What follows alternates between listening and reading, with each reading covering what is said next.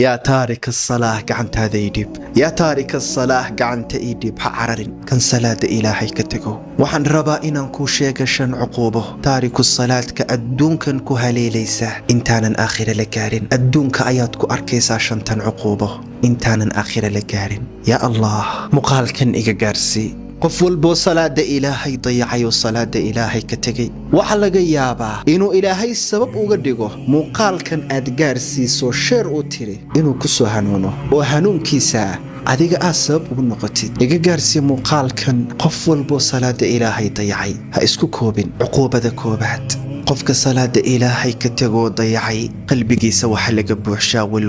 walbahaar murugo culays aan dhamaad lahayn nabiga calayhi salaatu wassalaam wuxuu yiri qofka salaada casar ka taga waxa uu la mid yahay qof ehelkiisa oo dhan iyo maalkiisa oo dhan waayayo kale waa hal salaad qof ehelkiisa iyo maalkiisa waayay walbahaar iyo culays inta la eg buu qaadi lahaa waa hal salaad kaliya ka waran qof salaadiyo dhan ka tagay ka waran qof salaadiyo dhan dayacay walbahaar murugo iyo culays aan dhamaad lahayn baa qulubtooda laga buuxshaa cuquubada labaad qofka salaada ilaahay ka taga qalbigiisa ayaa la daabacaa yaa allah xanuun badna qalbigaaga la daabaco nabiga calayhi salaatu wassalaam wuxuu yiri qofkii 3 jumca ka taga waa 3 jumca kaliya oo isku xigta qofkii ka taga qalbigiisa ayaa la daabacaa culimadu waxay yiraahdaan munaafiq buu noqdaa qofkaas waa 3 jumca kaliya ka waran qofkii salaadiyo dhan ka tagay salaadiyo dhan dayacay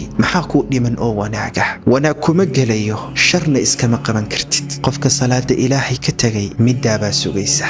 cuquubada saddexaad qofka salaada ilaahay ka taga wuxuu dhexda baasha oo dhex quusaa dunuubta iyo macaasida dambi buu ka baxayaa dambi kaloo galaya dambi buu ka baxayaa dambi ka weyn buu galaya waayo wixii ka hor istaagi lahaa dunuubtaas ayuu ka tagay ilaahay baa quraanka ku leh inna as-salaata tanhaa 'anil fahshaa'i wal munkar salaadu waxay reebtaa xumaanta iyo munkarka fakhalafa min ba'dihim khalfun adaa'u as-salaata